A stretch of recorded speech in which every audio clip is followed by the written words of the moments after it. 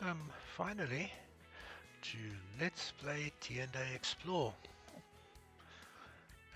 No, I didn't build this wall behind me, damn did that. But I figured let me actually just use that for my intros and probably my outros too, we'll have to see. So, it's taken a while to get started on this. We've had a couple of false starts with trying to put together episode 1. Which means episode 1 is going to be a bit of a mess and there's going to be a lot of progress in episode 1. As you may or may not know, we've settled down in an area called Red Rock, which is a very beautiful village. And I've done a lot of building already, a lot of factory building already, so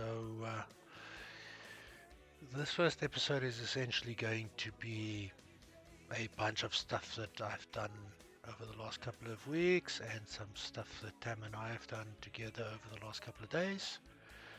And let's see what comes out of it. Enjoy!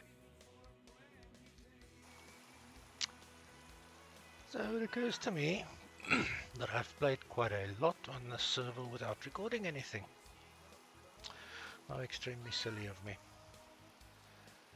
So let me show you some of the stuff that I've done off camera that I should have done on camera. Hello jelly. Yes, I found a jelly. So yes, that's a very important thing that I did off camera. I found a jelly.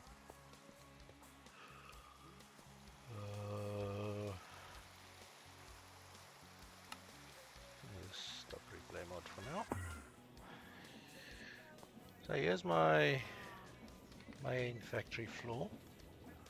At the moment I'm looking at it with night vision on, which is not really the way it should be viewed. It should be viewed without night vision and with shaders on.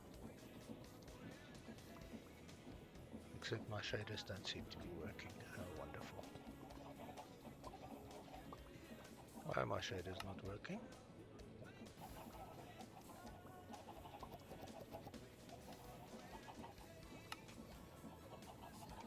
That's why.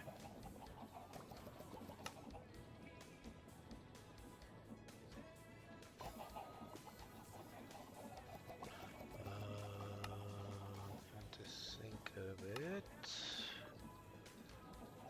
I need to set this to potato.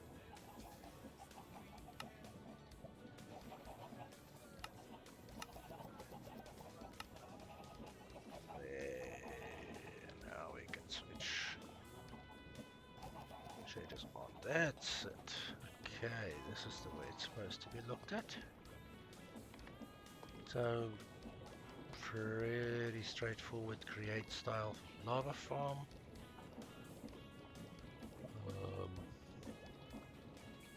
Lava sources, dripstone, cauldrons and pumps pumping the lava out of there into that fluid tank, and then another pump pumping the lava over there into this fluid tank, which I'm using to power my steam engine, which is a level 13 steam engine, 6 engines. It's got plenty of heat. It doesn't really have the size and the water yet, but we're working on that. The heat comes from these little guys down here, the blaze burners, and I'm feeding the blaze burners blaze cakes using this mechanical arm. Blaze cakes come from here, and just now I'm going to show you where they're actually coming from. I've got that automated. So a blaze cake base gets popped in there, it falls down here where this spout fills it with lava, turns it into a blaze cake, then it goes down there, and the arm feeds it to a blaze burner. So to make a blaze cake base, you need eggs, sugar, and this weird flour. What's it called? Cinder flour. Cinder flour is made by crushing netherrack. So I mined up a whole lot of netherrack and made cinder flour in my main crusher, which we'll look at later. Then it gets put into this basin. Up here, oh, it's pretty dark in here. I should do something about that. Up here I've got about 100 chickens laying eggs onto a setup of 5, well actually 6 of these chutes. There's one in the middle there, and they all feed into this one, which then goes into that barrel, and then this copper pipe feeds it into this barrel, and that's the eggs. Over here I've got a setup of 5 upper botany pots with sugarcane in them, also feeding through the chute setup. Goes into the millstone, gets turned into sugar, goes there, and then the pipe sticks it in here. The only thing that I've got to do manually is make sure that I've always got enough cinder flour. If I run out of cinder flour, I have a really nasty problem trying to get my steam engine started up again. So I think a trip to the nether is in order. This is a Tom Simple storage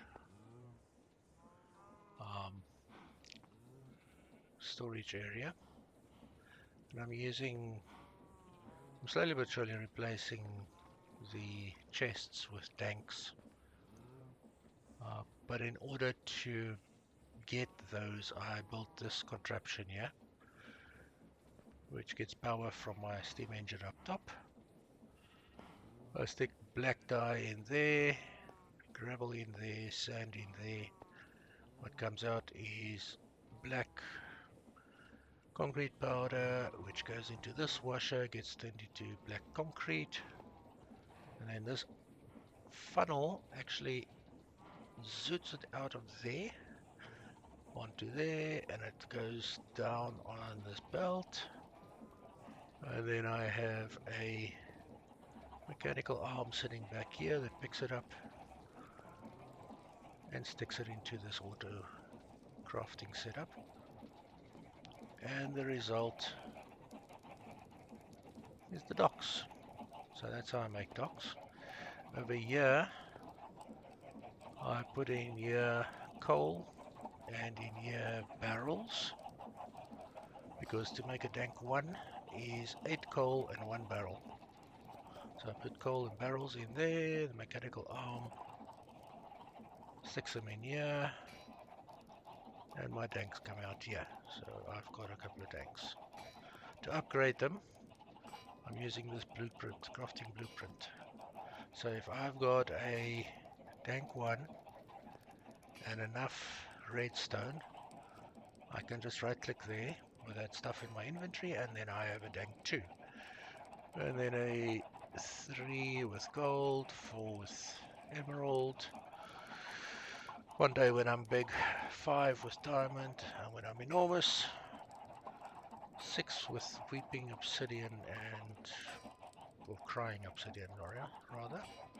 And then someday in the distant future, I will put together some sort of nether star farm. This is a casing maker. So I have oak logs, and there I've got nothing at the moment. I can use oak logs, I can use stripped oak logs, it doesn't really matter. Let me just make a couple more copper casings just to show what it does. The materials, the trim material like copper or andesite alloy or brass goes in there, so it goes to this deployer. That switch there enables the deployer. The reason I've got that switch is because if I put logs more stripped logs in here. If it's a log, this will turn it into a stripped log. If the deployer is enabled, it will apply the trim material. But sometimes I just want stripped logs, so I can switch off the deployer and just make stripped logs for this machine. For now, we can just dump some stripped logs in, and there we go. Dump, dump. And we're getting casings. Nice. The next machine is this one here, which is for making precision mechanisms. So to make a precision mechanism, you've got to take a golden sheet, apply a small cogwheel, a large cogwheel, and an iron nugget to it, and then do it again another 4 times. So it has to be done 5 times over. So what I've done is I put my golden sheets in here, I get processed. If what comes out of the process is an incomplete precision mechanism or a golden sheet, it comes out of this side of the barrel into this little hopper chain to this weighted ejector. This weighted ejector yeets it through the air into that hopper there, and then it just comes back into the barrel to go through again. If it is anything other than an incomplete precision mechanism, a golden sheet, or a completed precision mechanism, this filter will let it fall down into there. The reason for that being that this process sometimes goes wrong and you get something different. It's part of the game design. Sometimes when you're trying to make a precision mechanism, you end up making a stick or something. Sometimes you even end up making a golden sheet. So if it's not a golden sheet, it's not something that can go back to the other side of the machine, and it's not the actual product we want to make, it just falls into that overflow, and then the precision mechanisms end up here. This is my brass maker. So I put some copper in here, I put some zinc in here. I feed this little guy some coal or charcoal, and then I get brass in this chest. This is my sheet maker. So I put ingots in here. This mechanical press squashes them, and I get the sheets out here. So that's my sheet maker. Up there is my cobble generator. Make sure this thing is... Up here is my cobble generator. It's a 2-row 5-cell cobble generator. So it's a simple matter of lava sources on top of the drills, waterlogged stairs, make stone, and the drills break them. And they drop onto these belts that transport them out in this direction. And the belts feed into here. This cobble gen then has an output firstly into this double chest, just if I need some cobble. It also has this output here, which feeds into this monstrosity. What this does, cobble comes in, gets crushed into gravel. Gravel comes along here, this funnel here picks up the gravel, and it gets dropped back onto this belt. The gravel runs into this tank here and comes out this side, so it can go back into the crushers, which then turns the gravel into sand, flint and clay balls. This comes along here. Sand and clay balls go in here, get washed. Or am I talking nonsense now? No, that's right. Sand gets washed, clay balls just go straight through. The sand gets washed and turned into more clay balls. They then fall into a water stream down there, and this little stepping system feeds them up into this compactor, which has a filter for 3 recipes: blocks of clay, iron ingot or gold ingots, and blocks of gold. The gold bit we'll look at just now. So once they've been squished, so once the clay balls have been squished into blocks of clay, they come out. This filter picks them up, drops them on here, and then this funnel pulls them in here to be blasted into terracotta.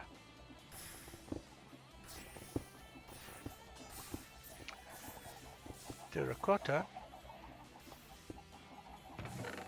and the stuff also gets blasted there. Sometimes I just use that. I've got a filter down here that says terracotta falls down and goes into that chest there, and then this copper pipe picks it up and sticks it into this tank again. So now we've had gravel and terracotta coming in here. Terracotta comes out here as well, goes into the crusher. The crusher will turn terracotta into gold nuggets and dead bushes. Gold nuggets get pulled in here and just go straight through. No, sorry, I'm talking nonsense. I'm talking garbage. Terracotta is turned into red sand. Sorry. So the red sand gets pulled in here and gets washed, and that washes into gold nuggets and dead bushes.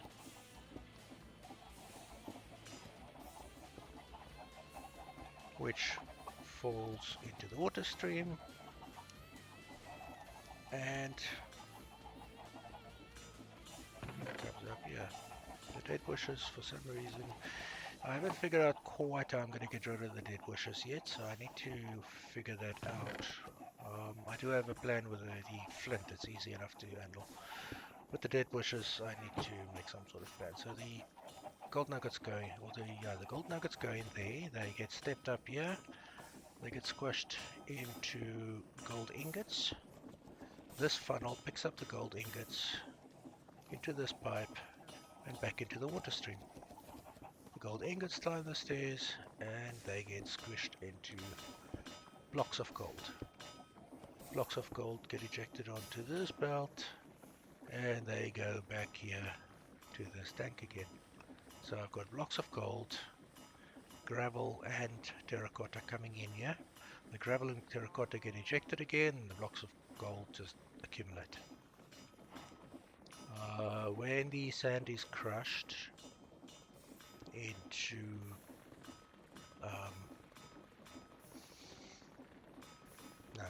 when the gravel is crushed into sand and clay balls and flint, nothing here picks up the flint. This picks up the flint and drops it into Happy Fun source down there. Just because I've got too much flint. If I find that my flint store is getting a bit low, I can just change this filter so that the flint then ends up in here. Anything that doesn't match any of those filters will end up in here. So this is the start of my factory floor. I've got space here for more fan-based things. I want to put a haunter in definitely. And I want to put in a cooker with a campfire in front of it and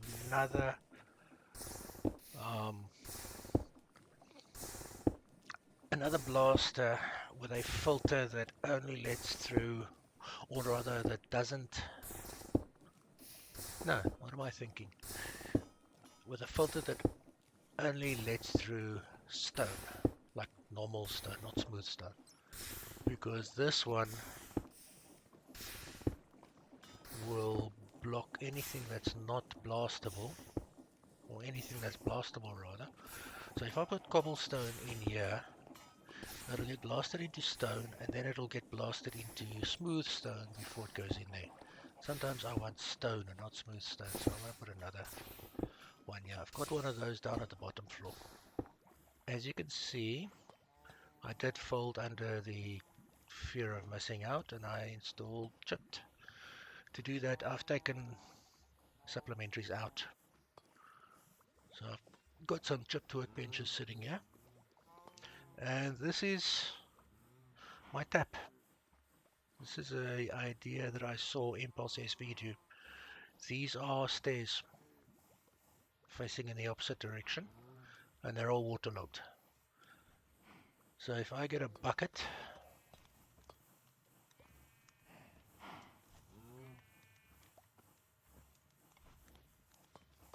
I can right click on this stair, and I've got a bucket of water.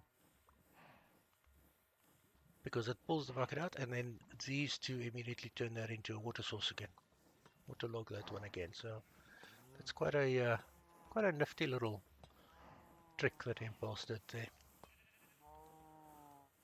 So we just put that stuff away. Okay, so that is the first underground floor, is the factory floor. The next underground floor is the animal floor. So I've just basically doing some wheat there. No dude, I'm not interested in what you're selling. Not today, thank you. I'll go at the office. Next floor down is where our storage and stuff is. And down in that direction, that tunnel leads to a couple of caves where I've been doing a little bit of mining, not a lot. Next floor down is our botany floor. A whole bunch of hopper botany pots, growing all sorts of interesting stuff. Our ground floor is where I keep the villagers. Hi guys. And I steal one of your beds? No, apparently I can't. Okay. So there's a trading station here, and this is what I've been doing for emeralds. And this is where I started the industry. So I've got my first, well, here's my washer. Yes, the water is there, it just doesn't render terribly well with shaders on a single source block like this. So there's my washer, here's my bulk blaster, and this filter specifically lets through anything that is not blastable or stone. So if I put cobblestone in there, I get stone here, not smooth stone. Here's my bulk cooker. I did, actually, I've got some raw beef that can go in there. So I'm going to get some steak. Here's my haunter. The haunter I was using to create soul sand. So if you haunt sand, you get soul sand. If you haunt netherrack, you get black stone. That kind of stuff. So I was using it to make sand, or to make soul sand, because initially I thought soul sand was one of the better ways to get gold, but it turns out that terracotta is actually a lot better. And then this is my bulk blaster that I can use to turn stone into smooth stone. This is my first steam engine. It doesn't actually power anything anymore. My crusher used to be here. My first crusher was here, with this tiny little steam engine, so it wasn't very fast. Career counseling area. A problem that vanilla players have, especially with librarian villages, is if you don't like their trade, you got to break the lectern and place it again, and do that over and over and over and over. And it's a lot of breaking and placing to get the trade that you want. What I've done here is I put my lectern on top of this cart assembler, which immediately gives the villager the trade. If I don't like the trade, I just press the button. This cart assembler briefly powers, which makes the lectern disappear as far as the villager is concerned, and then it appears again. So the villager loses their job and they get the new job again, and then I check the next trade. So it just saves having to break and recreate or replace the lectern all the time. Up here is our good friend Jelly, and the sun is coming up. I haven't changed this village. I put these in here to stop the villagers wandering into my house. There's the law for my village. I'll be expanding on that quite a lot. This is my GT string machine. This is a glitch in the game, so I fully expect it to be fixed in newer versions. Like in probably 1.19.4 we'll have this fixed already. You can create infinite string there. I don't I don't pretend to know how it works. I think it was done by Methods. Yeah, I think it was done by Methods. DocM77 showed it on Hermitcraft. But those guys are a lot smarter than I am, so this is Red Rock. I put it last the roof on my house because phantoms. Mumbo. Phantoms. This was such a pretty village when I discovered it. I decided I'm not going to mess with it. I'm just going to leave it alone and just let it stay there. I'm not even messing with the villagers in here, except a couple that I've kidnapped and put in the basement. So, I mean, look at that. It's amazing. What's that? Where this girl is. Okay. I did do quite a bit of exploring too. Currently I am playing as me, which is not a healthy situation when dealing with caves. So what I do is I use identity and I turn myself into a husk. Hehe. Scary, aren't I? Because the mobs will leave me alone if I'm playing as a husk. Now I've got here this thing called the copper pulsar, which is a magnet. So if I activate that, then it just pulls in the stuff that I've mined. So I don't have to go digging around. I see back there some glow squids, so I think I'm going to be doing a bit of murdering.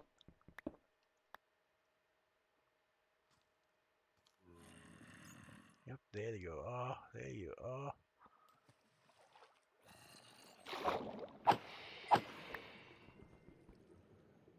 I find it very interesting that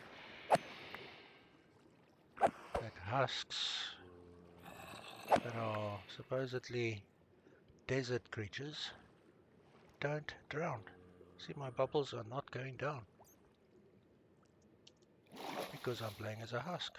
It's quite strange, but useful. Strange, but useful. I'm also wearing, although it doesn't really matter in this case, I'm wearing kitty slippers. They look like jelly. Or they would look like jelly if I was playing as me instead of as a husk. Their purpose is to... They make creepers run away from you.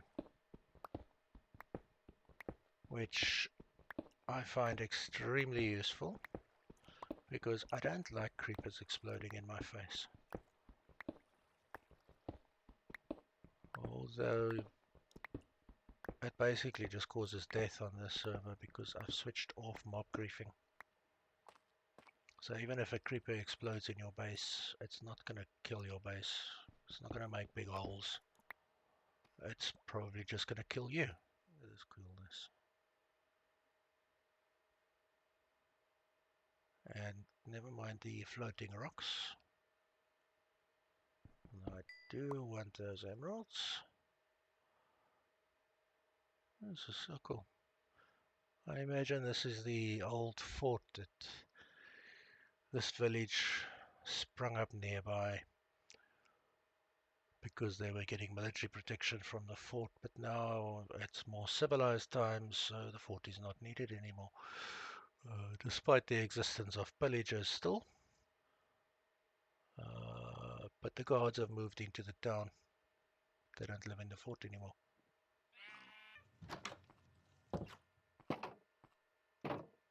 Jelly. So yes, there we have what I've done so far. Tam has also settled down not far away from here.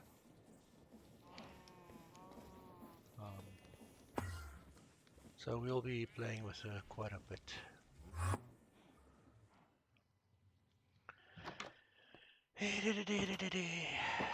So where's this fallen angel? No, she's not a fallen angel, she's just an angel who fell out of her bed, off a cloud. Fallen angel is a different thing entirely. Okay, so Mr. Derping McDerpface here put this door in the wrong place.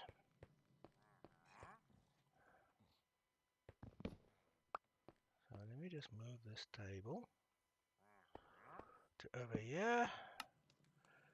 I should probably update my lore a bit.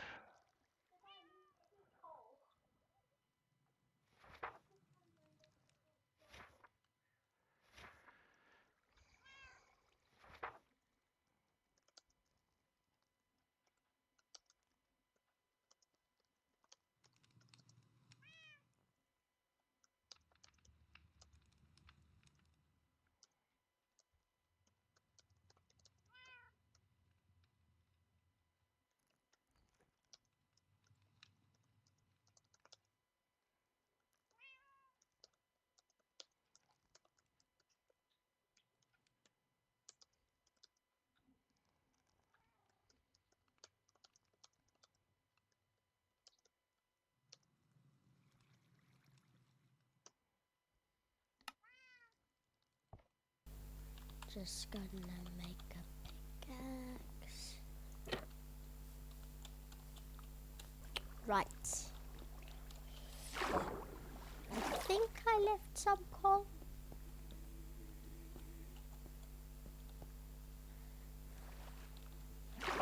Did I leave any coal? I think I mined all the coal. No, yeah.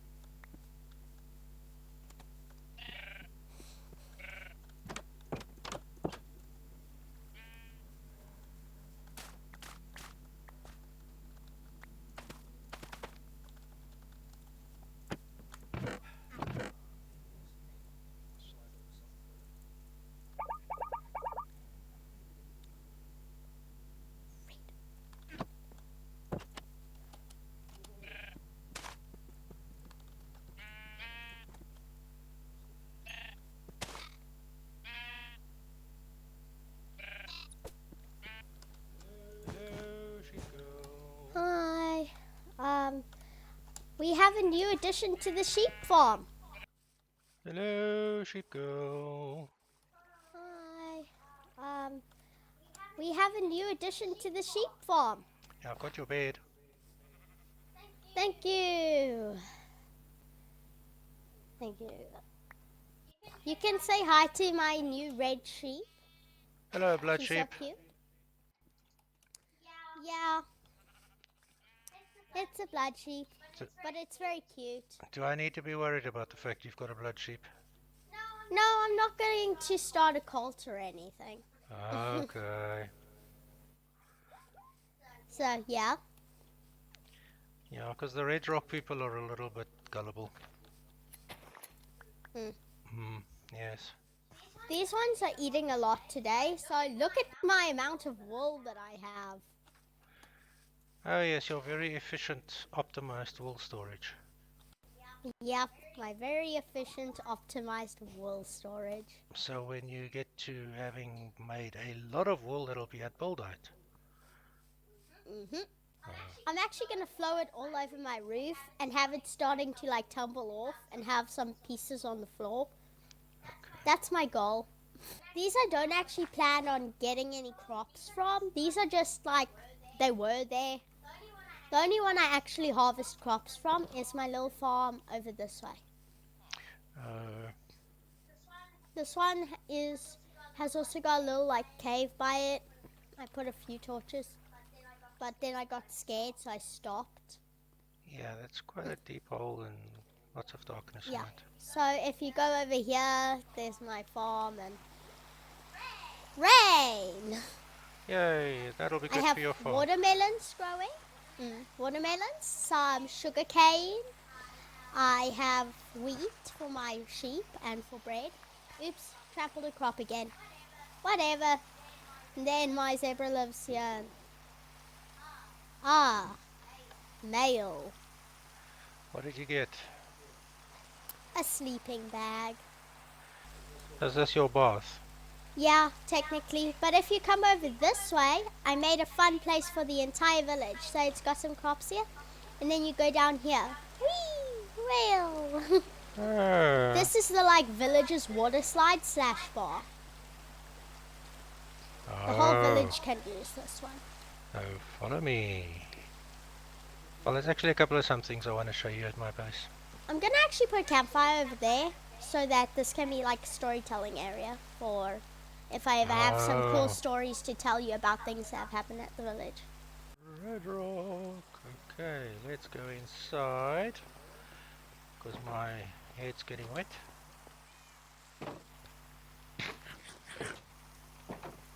You have to say hello to Jelly.